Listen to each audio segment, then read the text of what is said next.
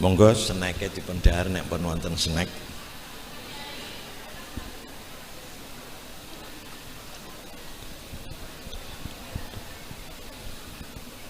Sekarang saya akan menerangkan cara pengajaran Yambu'a yang supaya efektif dan maksimal ya. Kita mengajarkan Yambu'a dalam RTQ ya, ini petunjuknya kita mengajar di RTQ yang berkelompok ya. Kalau mengajar sorogan ya berarti tidak mengikuti ini ya, tidak harus ikut ini. RTQ itu singkatan dari Raudhah Tarbiyatil Quran atau yang disebut TPQ, tapi Yambu'a ini mestinya pakainya RTQ, Raudhah Tarbiyatil Quran, artinya Taman Pendidikan Al-Quran ya. Supaya bisa efektif dan maksimal hasilnya, rombongan belajar harus diatur ya, harus dibatasi kelompoknya ini. Untuk juz pemula ini yang aslinya adalah untuk anak-anak yang di bawah TK ya, yang masih kecil-kecil, PAUD ya. Tapi sekarang kan kalau permulaan belajar biasanya tetap pakai pemula, itu namanya kan bukan aslinya. Yang aslinya ini ditujukan kepada anak-anak yang masih kecil ya. Kalau memang anak-anaknya masih kecil itu kelompoknya maksimal 10 anak ya, maksimal ya. Tapi kalau umurnya sudah agak besar ya boleh sampai 15. 2 juz 1 sampai dan juz 2 ini maksimalnya 15 anak ya. Untuk selanjutnya bisa sampai 20 ya, pahamnya 20 ya. Itu untuk juz 3 sampai selanjutnya ya. Dan satu kelompok ini harus satu juz sama, pemula ya pemula semua, juz 1 semua, juz 5 semua. Jangan orangnya 10 tapi juznya macam-macam, lah ini tidak maksimal lagi nanti. Karena apa? Karena kalau juznya sama nanti ketika baca bersama-sama ya, membaca secara klasikal bisa baca bersama-sama. Tapi kalau juznya berbeda-beda ya tidak bisa nanti. Inilah yang mempercepat anak bisa itu seringnya membaca bersama-sama sehingga waktunya, karena yang membaca bersama-sama kan tidak menelan waktu banyak. Kalau satu-satu kan menelan waktu banyak ya itu. Nah ini kendala di dalam lapangan kadang-kadang yaitu muridnya sedikit ya, kemudian jadikan satu ya. Ada yang gurunya kurang ya, gurunya sedikit tidak mencukupi ya, dikelompokkan jadi satu beberapa juz. Nah ada yang lokalnya kurang ya, lokalnya kurang ya, ini bermasalah memang ya. Tapi yang ya mestinya bisa saja tapi tidak maksimal ya, tidak efektif namanya. Kemudian waktu yang digunakan yaitu 1 jam, jangan kurang. Kalau lebih boleh saja, tapi kalau kurang jangan sampai ya 60 menit. Nah, lebih baik memang diberi tambahan ya. Karena kalau di sana bukan di sini nih ya, gurunya seringnya istiqomah tapi sayangnya telatnya. Istiqomah telat, nah itu maksudnya gitu. Semoga di sini tidak ada ya. Ya. Karena apa? Karena istiqomah itu umpama sehari telatnya 10 menit, hanya 10 menit itu, hanya 10 menit. 6 hari sudah 1 jam ya. berarti sama dengan libur 1 hari. Nah, belajar 6 hari tapi libur 1 hari kan sama dengan 5 hari. Lah itu yang membuatnya tidak efektif ya, tidak maksimal ya. Kadang-kadang gurunya tidak merasa sendiri, saya tiap hari masuk tapi hasilnya kok tidak maksimal ya. Karena apa? Istiqomah tapi telatnya itu ya. Maka harapan kami guru Quran harusnya apa? Istiqomah tapi tepat waktu ya. Pendidikan yang maju pasti disiplin waktu ya. Lihat sekolah-sekolah yang maju, baik itu RTQ maupun sekolah SD, SMP, kalau maju itu pasti ya pasti waktunya disiplin. Masuk ya masuk, keluar ya keluar ya. Kalau ada pendidikan kok waktu masuk masih di luar, nah itu namanya biasanya tidak maju biasanya itu. Lah, 1 jam ini dibagi menjadi 3 bagian, 10 menit atau 15 menit kalau memang ada tambahannya, kalau tidak 10 menit itu paling tidak, untuk membaca doa dan peraga ya. Doa ini sangat penting ya, karena doa silahul mu'min, doa adalah senjata orang beriman. Maka anak-anak kita ajarkan untuk permulaan berdoa. Doanya apa? Ya terserah Bapak Ibu. Nah, tapi yang umum yang dianjurkan di sini adalah pertama Fatihah, kedua berdoa. Ya, Fatihah tidak ketinggalan. Ya. Kalau bisa Fatihahnya gurunya membaca hadroh biar mendapat barokahnya para guru-guru kita. Ya. Di situ sudah dapat tunjuknya ila hadratin nabiyyi dan seterusnya. Kalau itu saya kira sudah hafal semua. Tapi yang bagian kedua wa ila arwahi a'immatil qurra warwatihim itu yang kadang-kadang belum hafal ya, itu nanti untuk guru supaya dihafalkan ketika akan mengajar anak-anak itu dibaca guru, kemudian Al-Fatihah, anak-anak baru membaca Fatihah bersama-sama. Tapi sebelum baca apa-apa atau masuk pertama ini harus salam ya. Salam itu untuk guru-guru kita tanpa bismillah ya. Kata bismillah ya tidak usah jahar, bismillahirrahmanirrahim, salam tidak usah bismillahirrahmanirrahim assalamualaikum ya. Itu kalau untuk guru-guru kita tidak begitu ya. Jadi tidak usah bismillah, karena salam ini permulaan ya, menjadi awal kita bertemu itu salam ya.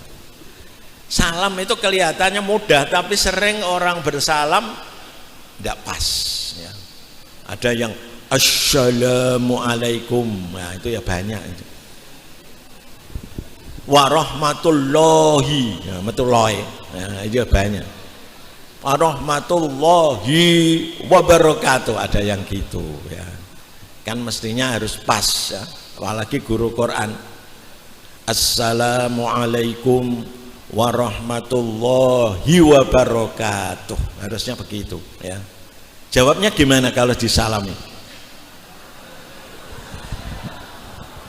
Nah, ya ada yang pas, ada yang kurang pas itu ya.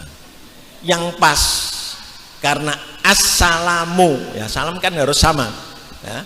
Maka jawabnya waalaikumsalam warahmatullahi wabarakatuh. Nah, maka anak-anak menjawab salamnya harus diberi contoh dulu. Waalaikumsalam warahmatullahi wabarakatuh. Kalau waalaikumsalam kan tidak ada alnya itu, padahal salamnya ada alnya, Kang dikorupsi itu namanya ya. Maka wa'alaikumus ya, tinggal nyendal sedikit wa'alaikumus sampai wa'alaikum, beda sedikit tapi lebih sempurna ya itu ya. Jadi setelah Fatihah nanti berdoa, doanya terserah, tapi kalau yang di sini ada petunjuk kalamun qadimul la yumallu sama'u dan seterusnya. Karena apa yang ditunjukkan di sini itu karena kebanyakan di Yambu'ul Quran atau di pondok Yambu'ul Quran itu permulaannya baca itu ya. Nah, nanti ditambah juga boleh, diganti boleh, enggak apa-apa. Pokoknya berdoa ya, pokoknya berdoa ya. Setelah berdoa membaca praga. Ya, ini contoh praga. Praga ini untuk mempercepat anak bisa ya. Karena nanti anak semuanya akan membaca bersama-sama, melihat bersama-sama. Nah, ini akan cepat ya. Jadi dianjurkan praga ini dibaca setiap hari. Kalau bisa setiap hari khatam ya. Jadi praga 1 ya khatam sampai selesai, paling tidak 2 hari ya. Karena anak-anak ini memorinya sangat kuat. Apa yang sering dibaca, apa yang sering didengar, sering dilihat akan cepat masuk memori atau hafalannya sangat kuat ya. Maka ini yang kita ambil supaya anak bisa cepat bisa ya. Maka untuk praga ini ya, anak-anak harus diperhatikan. Semuanya harus melihat praga. Jangan sampai ada yang ngantuk, ada yang berbicara sendiri, bermain-main. Semuanya harus fokus pada praga. Nah, maka guru memberi tuntunan bacaan.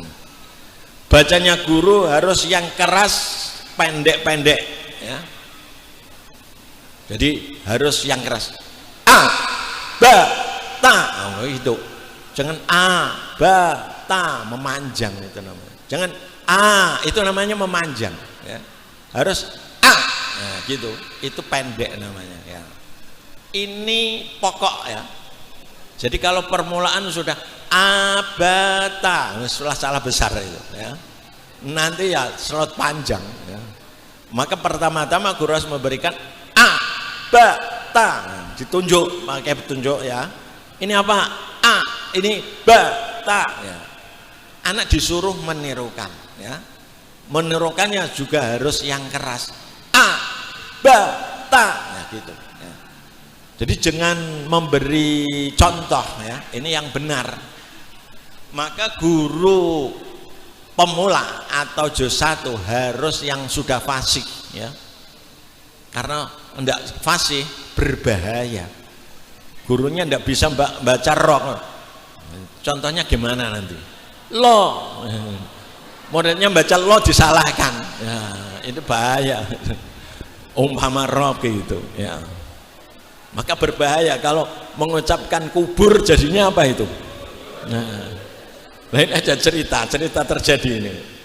Memang orangnya enggak bisa roh, mungkin memang disengaja itu ya. Ya, carilah ilmu mulai ayunan sampai masuk liang kubul. Ya. Ini kalau enggak paham apa-apaan itu ya.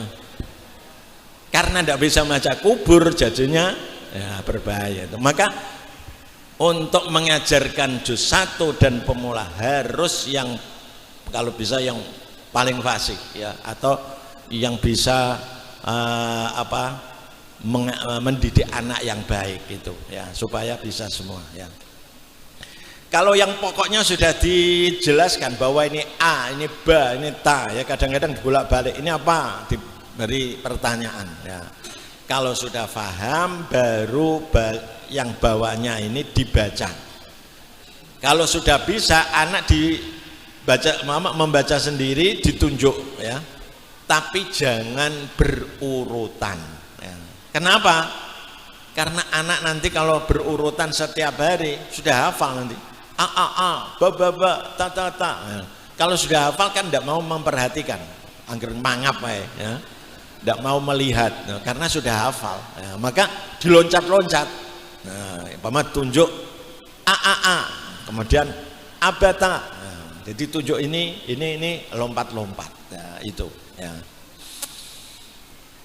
Karena yang kita harapkan bisa hatam peraganya ya tidak usah dibaca semua ya. Dibaca pokoknya sudah cukup ya sudah, 10 apa berapa atau 7 ya itu. Kemudian yang bagian bawah di kitab juga bagian bawah itu ada tulisan yang tanpa harokat. Kalau tadi kan ba ada seretnya di atas ya. Ya itu tadi hanya ditunjukkan bacaannya ba a ba ta. Nah. Kemudian di bawah ini ada tulisan a ba ta tapi tidak ada harokatnya.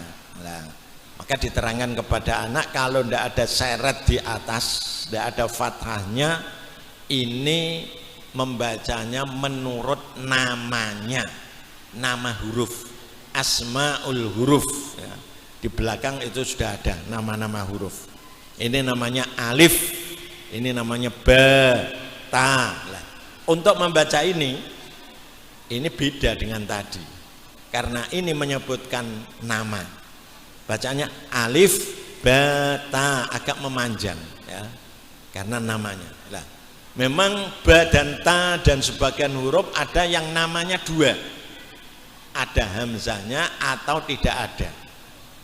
Ba boleh, ba boleh, tapi yang dianjurkan di Yambu'a adalah tanpa hamzah. Jadi tidak alif ba ta, tidak begitu, tapi alif ba ta dan nanti seterusnya. Apa maksudnya? Supaya nanti kalau membaca Fawatihus Suwar tidak salah ya. Nanti ada hamim dibaca hamim. Nah, ini kan berbahaya ya. Jadi kalau sudah terbiasa ha, ro, to, ha, tidak to, ha, artinya tidak ya. Ini. Karena ini tiga-tiga bacanya ya harus diatur ya. Jangan alif ba ta, jangan gitu. Tapi alif ba ta alif, ba alif ta. Nah, itu ada apa lagunya supaya didengarkan enak. Ini contohnya memberikan apa bacaan kepada anak-anak. Setelah peraga memasuki season kedua ya, yaitu musyafahah. Musyafahah ini artinya murid maju satu persatu ya, maju satu persatu. Setiap anak harus maju semua ya. Artinya jangan sampai anak yang tidak maju ya, harus maju semua. Maka harus mengatur waktu. Nah, supaya apa waktunya tidak banyak yang hilang. Nah, ini cara majunya harus diatur ya. Kalau tidak bisa mengatur cara majunya juga akan menghabiskan waktu. Boleh gurunya yang mendatangi anak ya. Oh, si A membaca ya, A membaca ya. Tidak usah ke depan B, C dan seterusnya. Ini simpel ya. Tapi boleh saja anak maju ke depan ya, untuk melatih keberanian anak ya. Tapi caranya mengundangnya ini harus diatur. Pertama yang dipanggil dua anak, si A dan B maju. Telenok, karena majunya anak biasanya seenaknya sendiri ya, tidak bisa cepat ya. Baru sampai depan. Nah, ketika di depan yang membaca adalah yang A, yang B kamu belajar dulu, nah, baca dulu sendiri ya. A membaca, kita dengarkan yang sungguh-sungguh karena ini apa yang penting ya. Jadi kalau nanti ada salah bisa kita benarkan ya. Jadi anak membaca ya, bacaannya apa ya. Didengar, di samping itu perlu dilihat bibirnya atau mulutnya. Karena apa? Karena ada huruf-huruf yang suara sama tapi praktek bibirnya, praktek mulutnya berbeda ya. Seperti anak membaca ta. Ada yang membacanya ta, lidahnya keluar. Ada yang pas kan ta, tidak ta. Nah, suaranya sama. Tapi kalau tidak dilihat, tidak tahu benar apa tidak. Ya. Ternyata bacanya lidahnya keluar, kan salah besar itu. Ya. Maka harus dilihat. Jadi dengarkan, dilihat, tapi tidak usah diraba ya. Ya, itu kalau uang diraba. Jadi dilihat itu utamanya huruf-huruf yang seringnya salah ya. Seperti ta, lam, ya, zal dan lain sebagainya. Ya pokoknya dilihat ya. Ini sering terjadi begitu ya. Majunya bacanya kalau memang lancar boleh beberapa halaman, tapi harus yang lancar car-car ya, yang tidak ada salahnya. Tapi kalau ada salah harus tidak naik mestinya ya. Maka ketentuan ini harus diberitahukan kepada anak-anak dan orang tuanya. Kalau maju ada salahnya, mestinya walaupun satu mestinya tidak dinaikkan atau tidak naik ya. Ini kalau sudah dipahami anak-anak, wah saya tidak dinaikkan, karena apa? Karena ada salahnya. Orang tua tahu, oh kok tidak naik berarti ada salahnya ya, gitu. Kalau tidak paham, orang tuanya anaknya sudah beberapa hari kok tidak naik, nah, gurunya didatangi ya. Anak saya tidak dinaikkan ya, payah itu ya. Ya itu begitu caranya ya. Tapi ya karena namanya anak-anak, kalau beberapa hari tidak dinaikkan ya tidak mau sekolah lagi ya. Kalau umpamanya kalau sudah beberapa hari, 3 hari umpamanya tidak bisa naik atau masih ada salahnya, ini diambil kebijakan ya. Caranya gimana? Yang salah harus diberi tanda atau diingat-ingat oleh guru, wah ini sing salah ya. Belum bisa umpamanya rohnya belum bisa, karena roh itu kadang-kadang kalau masih kecil tidak bisa ya. Rohnya tetap diberi tanda ya. Kalau tidak dinaikkan, kalau tidak naik nanti sampai besar tidak naik-naik nanti ya. Lah dinaikkan, tapi ketika besok membaca rohnya tetap harus diulangi ya. Yang tidak bisa itu harus diulangi, atau kalau ada yang di halaman situ ya diulangi agak banyak gitu maksudnya. Jadi walaupun naik tapi yang sering tidak bisa atau yang kurang bisa ini harus dibaca lagi ya. Itu maksudnya mengambil kebijakan. Kalau memang bisa lancar ya bisa naik 2 atau 3 halaman bisa saja. Karena naiknya ini menurut kemampuan. Kalau tidak mampu ya tidak usah menaik. 1 halaman tidak mampu ya setengah halaman. Kalau 1 halaman lancar ya boleh 2 halaman dan seterusnya ya. Guru kelas mestinya akan tahu ya. Jadi setelah A tadi selesai, nah B baca. Nah, ketika B membaca kita panggil C. Nah, C membaca ke depan tidak makan waktu. Ketika C membaca kita panggil D dan seterusnya. Jadi makan waktunya ketika permulaan saja. Nah, ketika anak baca satu-satu, yang lainnya supaya tidak rame disuruh menulis latihan menulis ya. Kalau bisa beli buku yang untuk kitabah itu ya, sudah ada, tidak usah pakai buku lain. Buku itu nanti sudah ada halaman untuk latihan-latihan ya.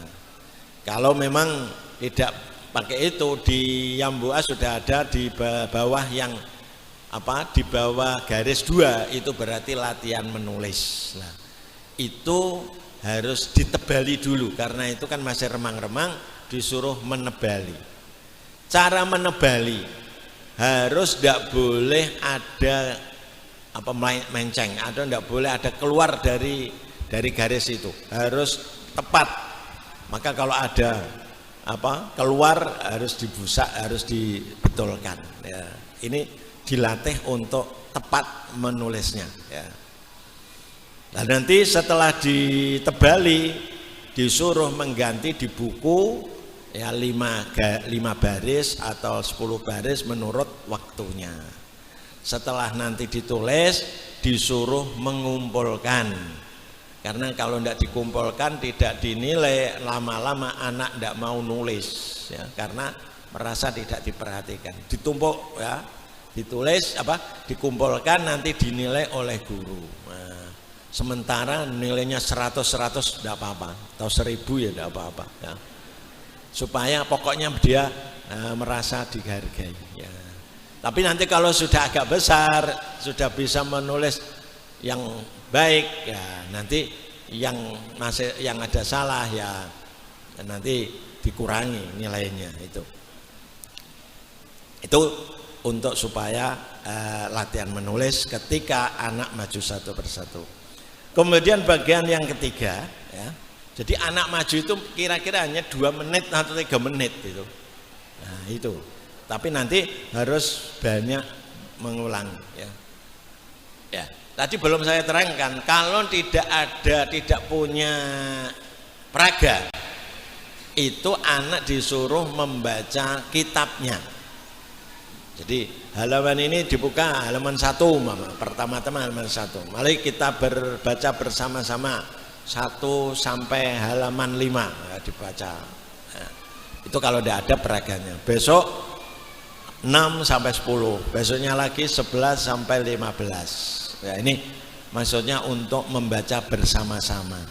Yang tidak bisa nanti sudah akan mengikuti yang bisa. Kemudian yang kalau anak sudah sampai akhir halaman ya nanti dites ya, dites oleh guru kepala atau guru yang senior yang bacaannya baik ya. Jadi yang naikkan jilid juz itu bukan guru kelas tapi guru kepala atau guru yang mewakili.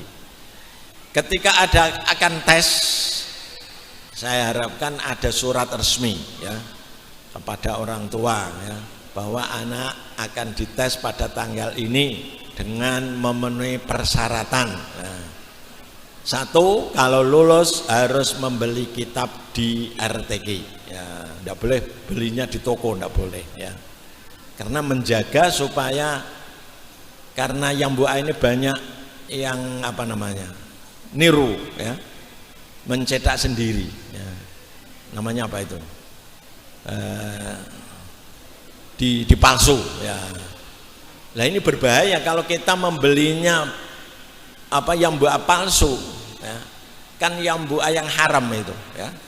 Karena ini haknya Yayasan Arwaniyah kok dibajak ya, itu namanya kitab haram. Nah, ini bahayanya apa? Khawatir ilmunya tidak manfaat ya. Karena supaya manfaat ini kan semuanya harus yang halal, makanya harus halal, pakaiannya halal, kitabnya juga yang halal ya. Maka harus ada perhatian itu supaya nanti anak-anak ini kitabnya membeli dari RTQ, dan RTQ ini membelinya harus dari LMY ya.